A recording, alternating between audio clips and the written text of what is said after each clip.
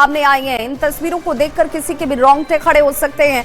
एक शिक्षक जो रोड से गुजर रहा था, उसे तेज रफ्तार सामने से आती हुई गाड़ी ने जोरदार टक्कर मारी और उसके बाद ये शख्स उछलकर दूसरी तरफ जा गिरता है। ये तस्वीर इस वक्त देखिए आपके टीवी स्क्रीन पर भी है और ये शख्स देखिए सड़क पर दोनों तरफ से आती हुई गाड़ियों को देखकर गुजरने की कोशिश करता है, लेकिन तभी सामने से आती हुई एक सफेद रंग की कार उसे उड़ाते हुए आगे निकल जाती है। हालांकि इस वक्त इस घायल शख्स की स्थिति खतरे से बाहर बताई जा रही है। तो कार की ठोकर से देखिए शिक्षक जो है वो दूर जाकर गिरता है और आम पास बैठे लोग फौरन उसके पास पहुंचते हैं। एक जबरदस्त हादसा जहां पर बाल बाल इस शख्स की जान जो है वो बची है।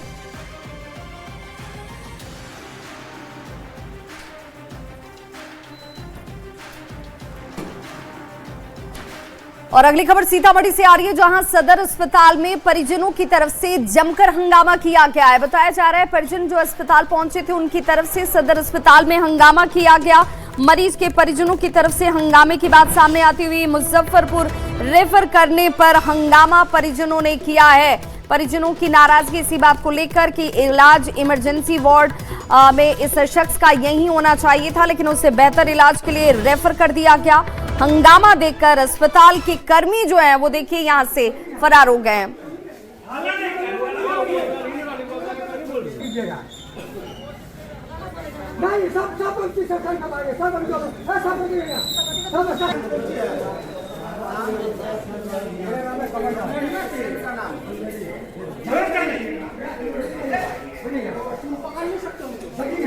तो मरीज को रेफर करने पर यह हंगामा हुआ है और देखिए कैसे मरीज के जो परिजन हैं वो इसे लेकर नाखुशी जाहिर करते हुए कि आखिर इमरजेंसी के इस पेशेंट को यहां से सीधे रेफर कर दिया गया।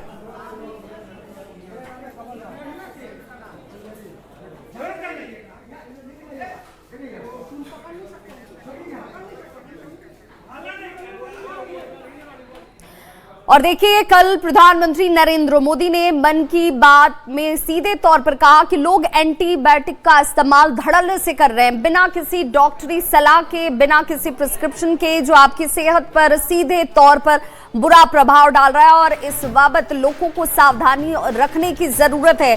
डॉक्टरी सलाह लीजिए। पूर्व एम्स निदेशक ने इसका समर्थन किया है। रणदीप गुलेरिया ने संदेश जो प्रधानमंत्री की तरफ से दिया गया उसे लेकर समर्थन करते हुए नजर आए। उन्होंने कहा कि संक्रमण ठीक होने की बजाय आपको एंटीबायोटिक असर नहीं दिखाएगा, इससे दुष्प्रभाव जो है वो आपके शरीर पर पड़ता है और इससे बचने की सलाह दी गई है।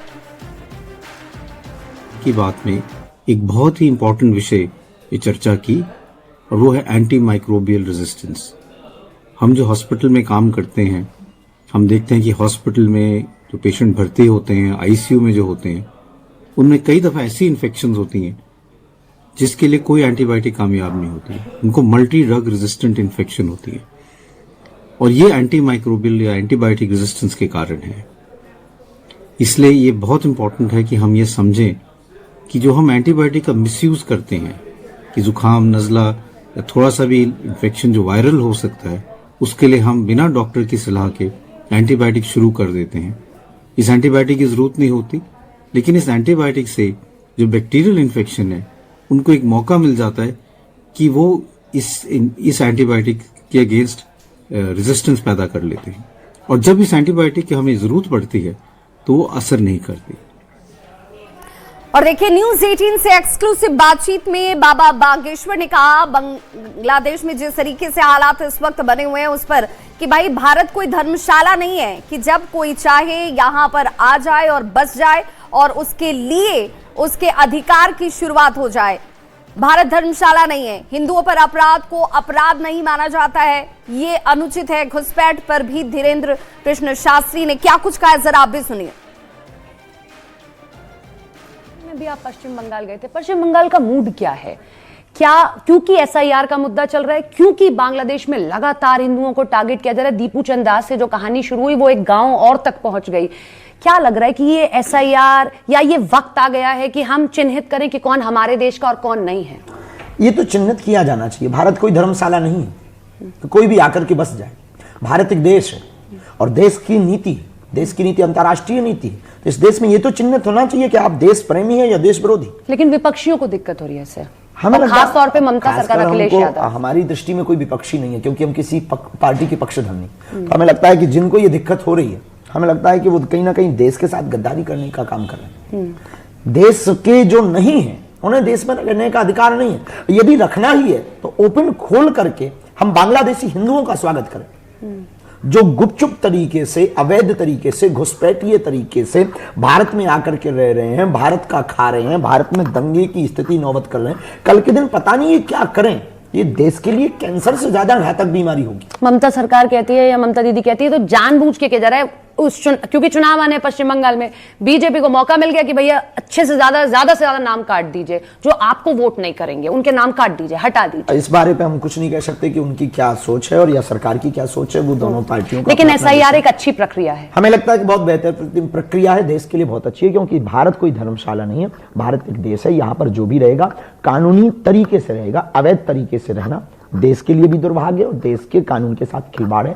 ऐसे लोगों का देश निकाला होना ही चाहिए, उन्हें अपने वतन वापस जाना ही चाहिए, चाहे वैध तरीके से जावे अथवा फिर कानून के डंडे के तरीके से। दीपू चंद दास के साथ जो हुआ आपने बांग्लादेश में देखा होगा और आपका बड़ा मुखर होकर एक बयान भी आया कि अब जरूरत है कि सरकार कुछ ठोस कदम उठाए ताकि बांग्लादेश में हिंदुओं पर जो अत्याचार हो रहा है वो असहनीय हो गया है। कैसे देखते हैं जो बांग्लादेश में हो रहा है? तो कभी नहीं, यही वो समय है जब हम भारत के साथ, भारत सरकार अभी वर्तमान में वही समय है कि भारत सरकार बांग्लादेशी हमारे जो भाई जो हमसे किलोमीटर में जरूर दूर हैं पर दिल में बहुत नजदीक हैं, हमारी संस्कृति एक है, हमारी परंपराएं एक है बांग्लादेशी हिंदुओं की, और कहीं ना कहीं उनका जीवन, उनका प्राण, उनका मूल भारत है। यदि भारत सरकार उनके लिए कुछ प्रत्यक्ष या अप्रत्यक्ष रूप से कोई मदद नहीं करेगी तो कहीं ना कहीं हम वो दिन क्या मदद होनी चाहिए, आप क्या कहेंगे? हमें लगता है दो कार्य करने चाहिए। बांग्लादेश पर दबाव राजनीतिक अंतर्राष्ट्रीय नीति के आधार पर करना चाहिए कि उनको या तो प्रोटेक्शन करें, नहीं तो फिर उसको मुंह तोड़ जवाबी कार्रवाई दी जाएगी और भारत फिर उस कार्रवाई के पक्ष में ही रहेगा। आज एक मांग उठी कि उनको खेलने मत दो IPL में, उनके खिलाड़ी नहीं खेलने चाहिए IPL में बांग्लादेश के। अच्छा है, उत्तम है, मतलब बॉयकॉट करो पूरा। बिल्कुल सही है। यदि हमारे वहाँ परिवारजनों को आप इस प्रकार से कृत्य करेंगे और हमारे देश में आकर के आप खेलेंगे और अपने वहाँ पर उन लोगों को पैसा देंगे जो लोग वहाँ पर हमारे हिंदू भाइयों को मार रहे हैं, तो हमें लगता है कि ये तो बहुत गलत है, नहीं खेलना चाहिए। सही, उत्तम। तो बाबा बागेश्वर को आप सुन रहे थे जिन्होंने कहा कि आज कार्रवाई नहीं तो फिर कभी नहीं, और इसलिए ये कार्रवाई जरूरी है क्योंकि हिंदुओं की रक्षा करने के लिए सरकार को कठोर दबाव बनाने की इस वक्त जरूरत है बांग्लादेश पर। और इसी बीच बांग्लादेश में हिंदुओं पर बढ़ रहे अत्याचार को लेकर कवि कुमार विश्वास ने भी इस पर अपनी प्रतिक्रिया जाहिर की। रायपुर उन्होंने कहा कि देखिए जो हालात है उस पर पूरी दुनिया को संज्ञान लेने की जरूरत है और भारत सरकार तो इस पर सख्त संदेश दे ही रही है। हद है और भारत सरकार को उसका संज्ञान लेना चाहिए, कठोरता के साथ लेना चाहिए और निश्चित रूप से सरकार सोच भी रही होगी।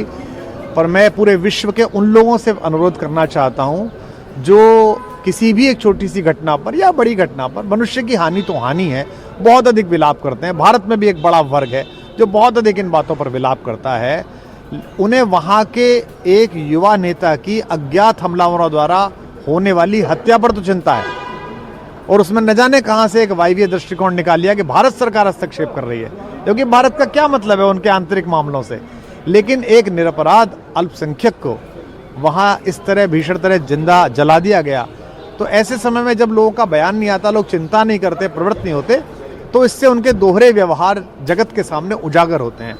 और मैं आशा करता हूं पूरा विश्व इसका संज्ञान लेगा कि वह भद्रशाल जो हमारी भारतीय संस्कृति का हिस्सा था, वह बोरीशिल्ला, वहां तक अगर ये आग आई है तो ये समाप्त होनी चाहिए।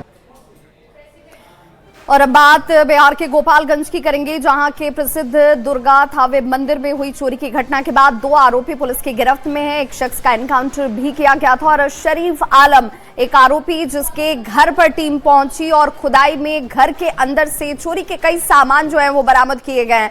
कहा जा रहा है कि फॉरेंसिक टीम को बुलाया गया है, डॉग स्क्वाड की टीम को बुलाया गया है ताकि ये जांच और ज्यादा तेजी से हो सके। मेटल डिटेक्टर की टीम भी आ रही है। 17 दिसंबर की रात को थावे दुर्गा मंदिर में चोरी हुई थी और चोरी के बाद से एसटीएफ की टीम जो है लगातार सक्रिय नजर आ रही है। फरार आरोपी शरीफ आलम के घर पर दबिश और कार्रवाई की ये तस्वीर, जिसमें खुदाई में चोरी के सामान जो है वो घर के अंदर से ही बरामद किए गए हैं। तो देखिए, घर पर टीम पहुंचती है, घर की खुदाई की जाती है। जो इनपुट्स एसटीएफ की टीम को मिले थे, स्थानीय जो पुलिस है उसे मिली हुई थी, और उसके बाद घर की खुदाई की जाती है आसपास में, और उसके बाद चोरी के कई सामान जो है यहां से दबिश में मिले हैं। बिहार के प्रसिद्ध सिद्धपीठ थावे दुर्गा मंदिर में हुए चोरी कांड के मामले में गोपालगंज पुलिस ने तीसरे आरोपी वांटेड शरीफ साईं के घर पर इस वक्त छापेमारी कर रही है। बिहार एसटीएफ और मेटल डिटेक्टर टीम भी शरीफ साईं के घर पर तलाशी ले रही है। नगर थाना क्षेत्र के अरार गांव में शरीफ साईं के घर पर रेड चल रही है और कई थानों की पुलिस इस वक्त यहां पर मौजूद है। इसके अलावा गोपालगंज के एसपी अवधेश दीक्षित खुद इस अभियान का नेतृत्व कर रहे हैं। शरीफ साईं वांटेड है और इसका तस्वीर भी गोपालगंज पुलिस ने सोशल मीडिया पर शेयर करते हुए लोगों से इसके बारे में सूचना देने के लिए अपील किया है। बता दें कि थावे मंदिर चोरी कांड में मुठभेड़ के दौरान पकड़े गए इजमामुल आलम का शागिर्द है और इसके साथ चोरी की वारदात में शरीफ साईं शामिल था। हालांकि सोने की जो चोरी हुई है, मुकुट, हार और ज्वेलरी, उसमें बाकी के जो हिस्से हैं उसकी बरामदगी नहीं हो सकी है और गोपालगंज पुलिस इस वक्त शरीफ साईं की गिरफ्तारी के लिए सोने की हार और जेवरात की बरामदगी के लिए लगातार छापेमारी कर रही है। बता दें कि 17 दिसंबर को थावे दुर्गा मंदिर में चोरी हुई थी और चोरी के बाद से गोपालगंज पुलिस और बिहार एसटीएफ का लगातार ऑपरेशन जारी है। गोविंद कुमार, न्यूज़ 18, गोपालगंज। और आतंक के खिलाफ भारत सरकार की तरफ से एक बड़े मुहिम की शुरुआत कर दी गई है, जिसमें सेंट्रलाइज्ड डेटाबेस जो है वो काम करना शुरू कर चुका है। यानी अंतर्राष्ट्रीय स्तर पर जो आतंकवादी काम करते हैं उन पर प्रहार करने के लिए ये बेहद महत्वपूर्ण है। सेंट्रलाइज्ड डेटाबेस की शुरुआत कर दी गई है। बताया जा रहा है कि एनआईए की पहल पर यह बड़ा अभियान शुरू किया गया और विदेश में बैठे आतंकियों पर बड़ा चोट और आतंकियों पर एक तरीके से इसे प्रहार के तौर पर देखा जा रहा है। अपराधियों की डिटेल जो है मैपिंग होगी, फॉरेंसिक प्रोफाइल जो है वो तैयार किया जा सकेगा और जांच में ज्यादा त्वरित कार्रवाई सामने नजर आएगी।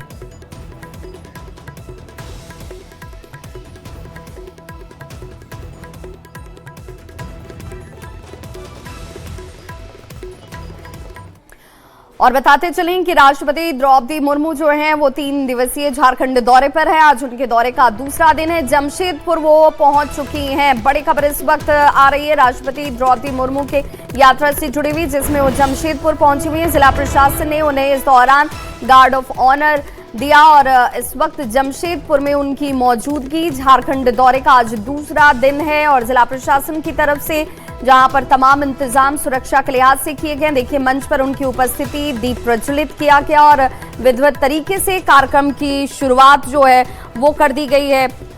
मुख्यमंत्री को भी गार्ड ऑफ ऑनर दिया गया है। सीएम ओल चिकीलिपि जो है वो यहाँ पर मौजूदगी इस कार्यक्रम के समापन को लेकर ही, जहां पर राष्ट्रपति द्रौपदी मुर्मू भी आपको दिख रही होंगी। यहाँ उनके साथ झारखंड के मुख्यमंत्री हेमंत सोरेन की भी मौजूदगी है। तो जमशेदपुर के 2 कार्यक्रम और इन्हीं दोनों कार्यक्रमों में राष्ट्रपति को शरीक होना है। ओल चिकीलिपि कार्यक्रम में इस वक्त उनकी मौजूदगी है और राज्यपाल भी आपको दिख रहे होंगे ठीक उनके बगल में। और बताया जा रहा है कि इस कार्यक्रम में मुख्यमंत्री हेमंत सोरेन की भी मौजूदगी। राष्ट्रपति का झारखंड दौरे का ये दूसरा महत्वपूर्ण दिन और आज जमशेदपुर में ही 2 कार्यक्रमों में उन्हें शामिल होना है।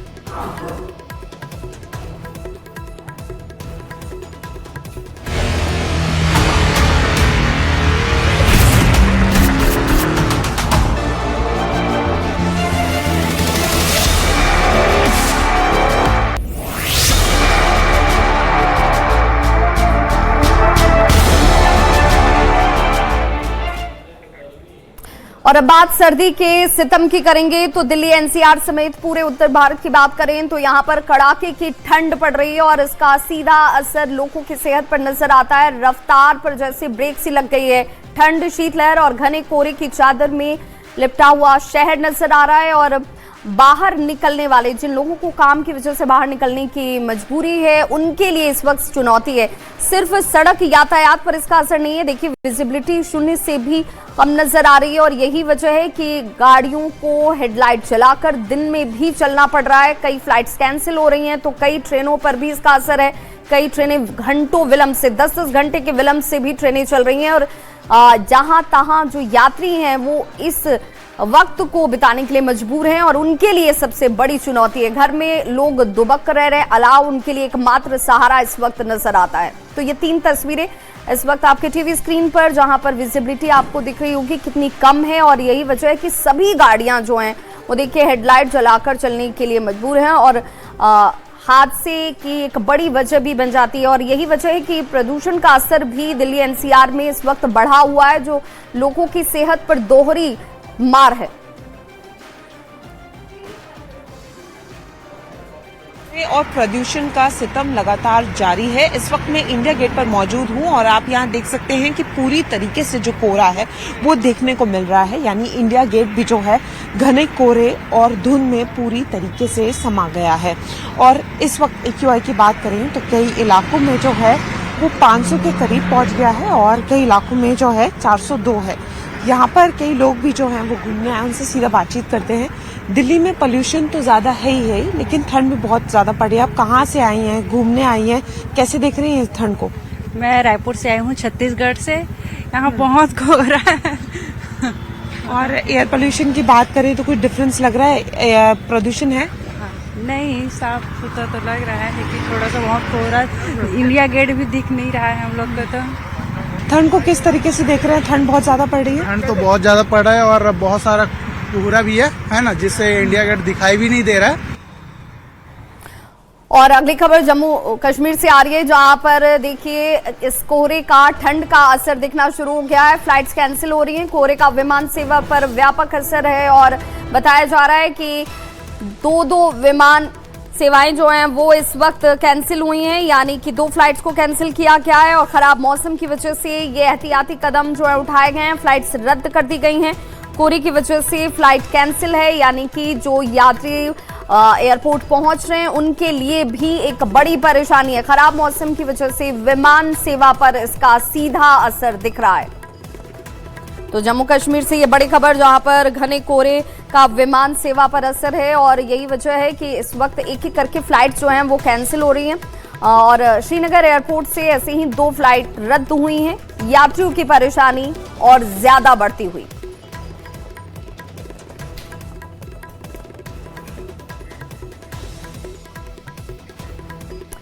और देखिए, खराब मौसम, विजिबिलिटी काफी कम और ऐसे में घने कोहरे को लेकर अब विमान सेवा पर जहां इसका असर है, तो इंडिगो ने इसे लेकर एक एडवाइजरी जारी कर दी है। एहतियाती तौर पर यह एडवाइजरी जो है वो इंडिगो की तरफ से जारी की गई है और यह एडवाइजरी क्या कहती है वो भी आप जान लीजिए। इसमें सीधे तौर पर यह कहा गया है कि जो दिल्ली में घना कोहरा है वो एक बड़ी मुसीबत है और इसीलिए कई सारी फ्लाइट्स जो हैं जब कैंसिल हो रही हैं तो आप वक्त लेकर घर से निकलें और एहतियाती तौर पर जो समय पहले से निर्धारित किया गया है उसका आप विशेष तौर पर ध्यान रखें। और जब आप एयरपोर्ट पहुंचते हैं तो वहां पर आपकी सुरक्षा हमारी सबसे बड़ी प्राथमिकता है। इस लिहाज से असिस्ट करने के लिए, लोगों को मदद करने के लिए भी वहां पर इंडिगो की तरफ से व्यवस्थाएं की गई हैं, उनका सहयोग आप ले सकते हैं।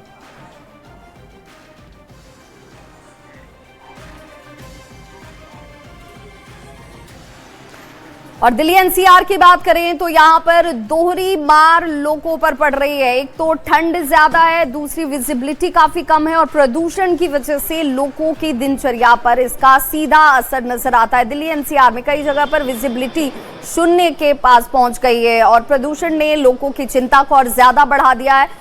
जो लोग मरीज हैं, अक्षरधाम दिल्ली की तस्वीर देख लीजिए, जहां पर आपको अक्षरधाम मंदिर दिख ही नहीं रहा होगा। एम्स दिल्ली में भी वही स्थिति है। AQI 500 के आसपास तक पहुंच गया। इंडिया गेट, जो लोग बाहर से दिल्ली पहुंचे, इंडिया गेट के आसपास उनकी मौजूदगी दिख रही है। वो ये कह रहे हैं कि हमें तो नजर ही नहीं आ रहा इंडिया गेट।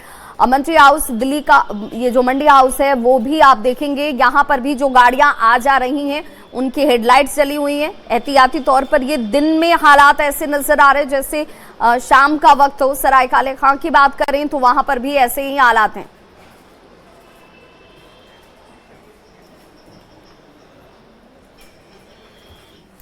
और बिहार के सीतामढ़ी की बात करें तो बिहार में भी ठंड ने लोगों का जीना मुहाल कर रखा है। सीतामढ़ी में भी ठंड की वजह से लोगों की परेशानी बढ़ी हुई है। जनजीवन अस्त व्यस्त नजर आता है और कोहरे की चादर में पूरा शहर लिपटा हुआ है। अलाव देखिए जिसका सहारा इस वक्त लोग ले रहे हैं। हालांकि नगर निगम की तरफ से अलाव के इंतजाम नहीं होने की वजह से लोगों में इसे लेकर नाराजगी भी है।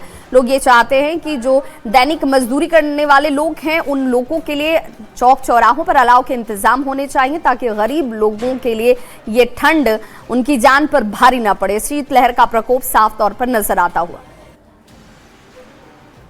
शीतलहर की चपेट में है। हालात इस कदर खराब है कि शीतलहर की वजह से आम जनजीवन बुरी तरीके से प्रभावित है। इधर दूसरी ओर सीतामढ़ी के हेल्थ डिपार्टमेंट के द्वारा भी शीतलहर को लेकर एडवाइजरी जारी किया गया है। वहीं जिला प्रशासन के द्वारा शीतलहर को लेकर आंगनबाड़ी केंद्र से लेकर कक्षा 12 तक सभी शैक्षणिक संस्थानों में शिक्षण कार्य ठप करने का निर्देश जारी किया गया है। तो तस्वीर आप देख सकते हैं सीतामढ़ी के जिला मुख्यालय डुमरा की यह तस्वीर है, जहां शाम ढलते ही सड़कों पर पूरी तरीके से सन्नाटा पसर जाता है और आम आवाम जो है वो अपने घरों में डूबके रहने को विवश है।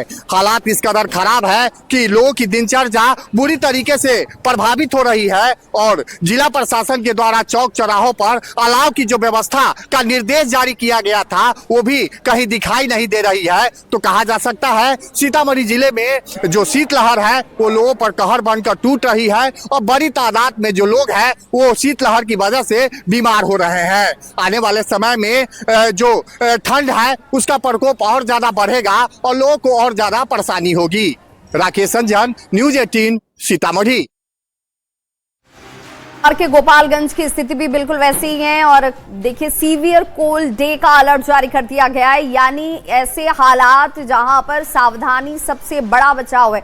जो लोग घर से बाहर निकल रहे हैं उन्हें सबसे ज्यादा सतर्क रहने की जरूरत है। और देखिए चौक चौराहों पर बड़ी संख्या में लोग इकट्ठा होकर अलाव के सामने बैठे हुए दिख जाएंगे आपको। गोपालगंज में कड़ाके की ठंड पड़ रही है और मौसम विभाग ने सीवियर कोल्ड को लेकर जिले भर में हाई अलर्ट जारी किया है। लगातार तापमान गिर रहा है और चौक चौराहों पर जो लोग हैं वो अब अलाव का सहारा लेकर अपनी दिनचर्या को बिता रहे हैं। गोपालगंज के ये पोस्ट ऑफिस चौक की तस्वीर है और यहाँ पर नगर परिषद की ओर से भी अलाव का इंतजाम किया गया है, जिससे लोग अलाव का सहारा लेकर अपनी दिनचर्या को गुजार रहे हैं। लेकिन जो रोजमर्रा के कामकाज पर निकलने वाले लोग हैं उनकी परेशानी इस ठंड में बढ़ती हुई नजर आ रही है। जो लोग हैं उनसे भी बात करेंगे। ठंड ज्यादा है, बहुत ठंडा है। ये आगे है सहारा है, अलाव ही सहारा बना हुआ है। सहारा है, ये सहारा आगे है सहारा।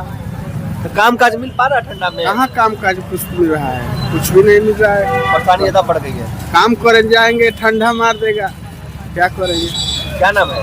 बबलू तिवारी।